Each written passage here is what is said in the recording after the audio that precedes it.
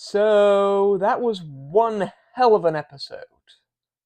So much so that I want to talk about it now, like right now. That's right, I've dropped everything to ramble on about this crazy freaking episode of House of the Dragon. Let's start with some of the less extreme stuff, shall we?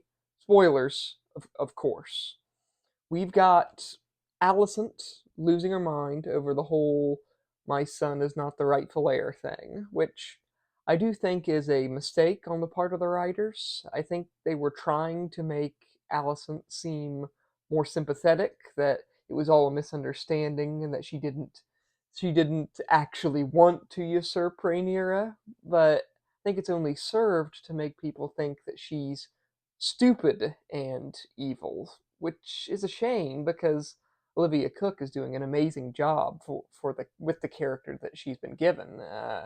She could really pull off a more nuanced, intelligent portrayal of the character, assuming they gave her one.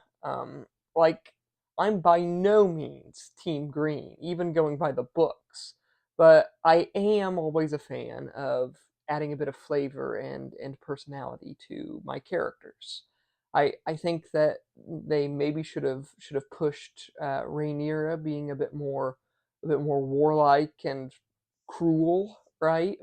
More like Empress Matilda in real world history. Matilda, who was sort of the inspiration for Rhaenyra, she was admittedly a quote unquote strong, independent woman, but she was also a big jerk who did her best to subjugate and oppress her own people in the name of her birthright.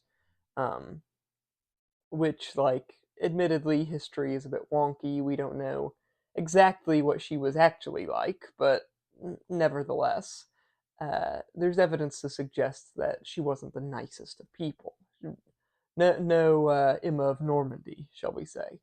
Uh, but if Rhaenyra were bad enough, right? If they'd maybe shown you her acting a little less in the interests of peace and right and everything, you could maybe justify Alicent's reasoning by saying something along the lines of, "Oh, Rhaenyra does not deserve the crown. I see no reason to break years of tradition for someone who would misuse the powers of the crown."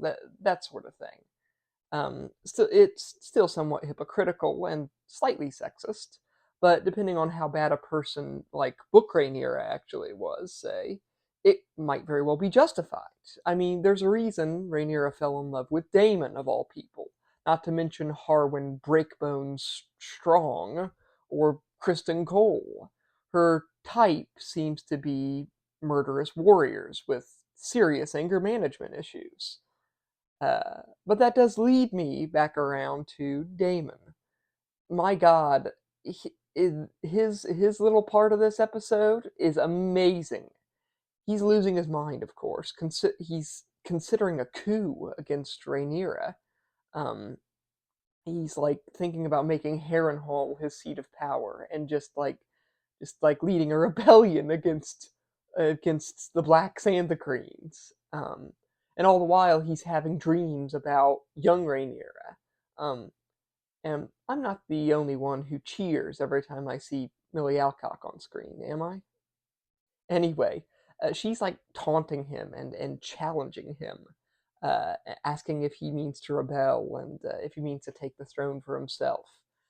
He obviously still resents Rhaenyra for taking his claim from him, and perhaps for taking the love of his brother away from him, which is very fascinating and makes me wonder if there's some childhood, deep-seated childhood issues regarding Viserys. Right? Maybe they had a very close relationship, only for Viserys to run off and get married and have kids and ruin it all. Um, Damon, he's rounding up the Rivermen, dealing with Oscar Tully, grandson of Lord Grover Tully. Um, let that sink in, and also that in the books there was actually a Kermit Tully as well. But um, also Damon deals with Davis, I think his name is Davis Blackwood, He's actually the boy from the first season who wanted to marry Rhaenyra. I unfortunately misled by the fan base and believing that it was that creepy guy from the last episode. I was wrong. Although that guy might very well be Bloody Ben Blackwood. Um, it's all up in the air right now and a little bit confusing. All theoretical, I guess. Um, Alice Rivers is amazing. Like I'm all but certain she's poisoning Damon for some evil ends. I'm not sure what, but she's really mysterious. I absolutely love her, and she's really sticking with the sort of kind of creepy, witchy Yennefer vibes. I also love that Damon had a vision of himself dressed like Aemond, and wearing an eye patch. That's great because they're sort of the same person. It's like they share a soul or something. Whatever the heck however the heck you want to term it.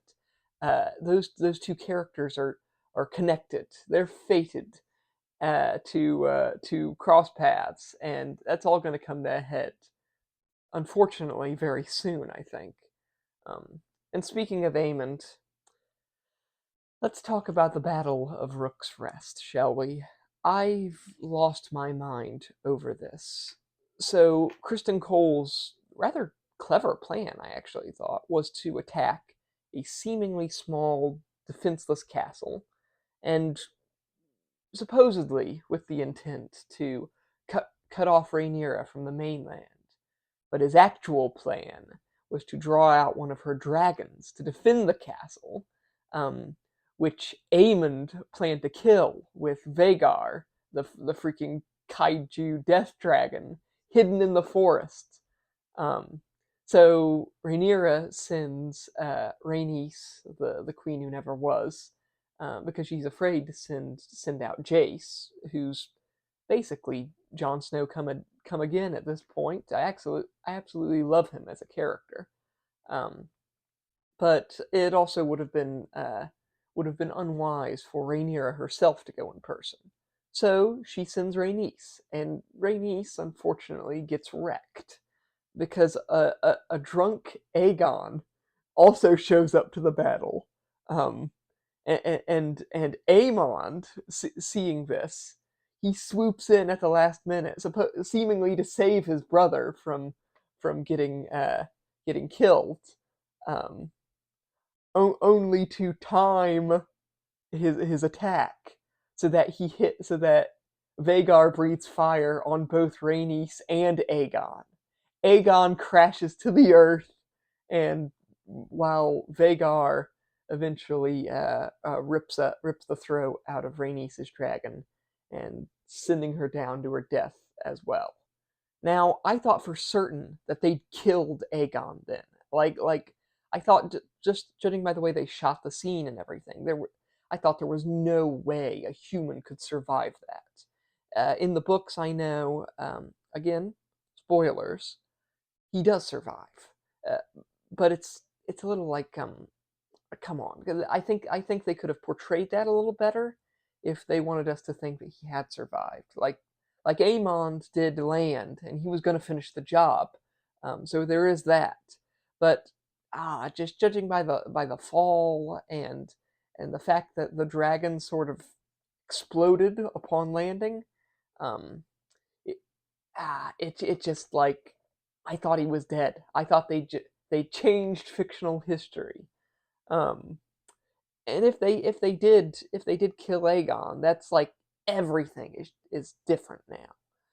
Possibly for the better. I'm not entirely sure. Like I do like Aemond more so as a villain, and that would certainly add more layers to the conflict, right? Possibly even making it viable for some people to actually support the Greens, which up until now has seemed almost impossible to do with Aegon being what he is.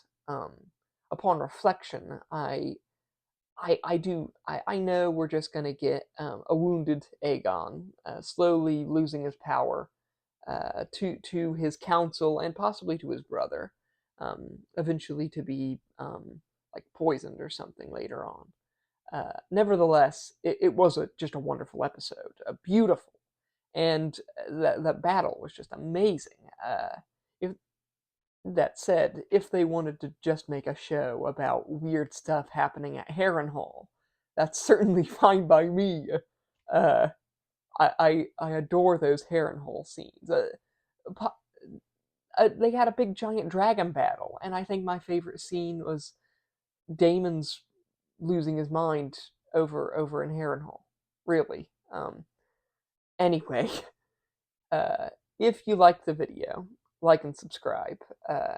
You have no idea how much that helps. And yeah, there will be more videos coming soon. I look forward to seeing what happens next in old House of the Dragon. Uh, until then, bye.